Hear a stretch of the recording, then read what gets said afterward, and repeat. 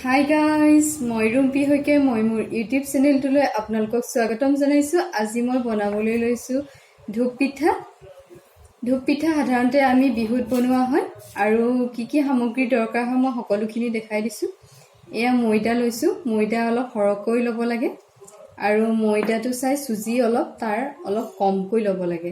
চুজিটো ল'লে পিঠাটো অলপ কোমল হয় আৰু গুড় দিব লাগে সোৱাদ অনুসৰি।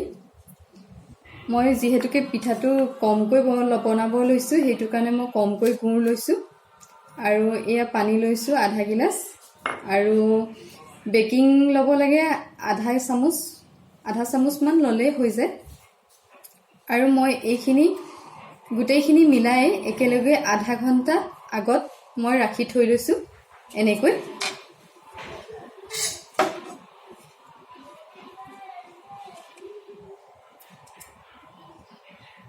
এনেকৈ থৈ লৈছোঁ মই। এইখিনি মই গোটেইখিনি মিলাই এঘণ্টা আগত ফ্ৰিজত ভৰাই ৰাখিছিলোঁ। এইখিনি মই এতিয়া কেৰাহীত বনাই দেখাম আপোনালোকক। কেৰাহী এটা মই পাতি লৈছোঁ আৰু কেৰাহীটোত মই তেল অলপ দি লৈছোঁ। তেলখিনি মোৰ গৰম হৈ গৈছে প্ৰায়। মই পিঠা এটা দি চাওঁ।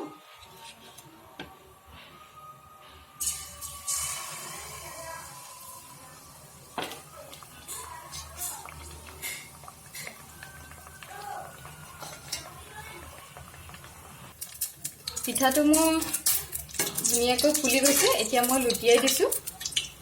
এইটো পিঠাটো এনেকৈ ধুনীয়াকৈ ফুলি যাব লাগে আৰু সদায় ৰিফাইন তেল দিব লাগে।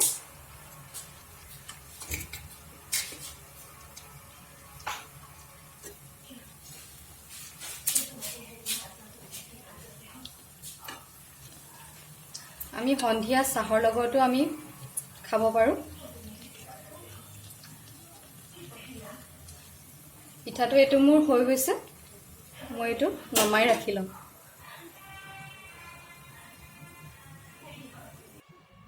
এয়া মোৰ পিঠাখিনি হৈ গৈছে। এতিয়া পিঠা আমি চাহৰ লগত খাব পাৰোঁ। পিঠা এইকেইটা ধুনীয়াকৈ বনোৱা হৈ গৈছে আৰু কেনেকুৱা হৈছে কমেণ্ট কৰি জনাব।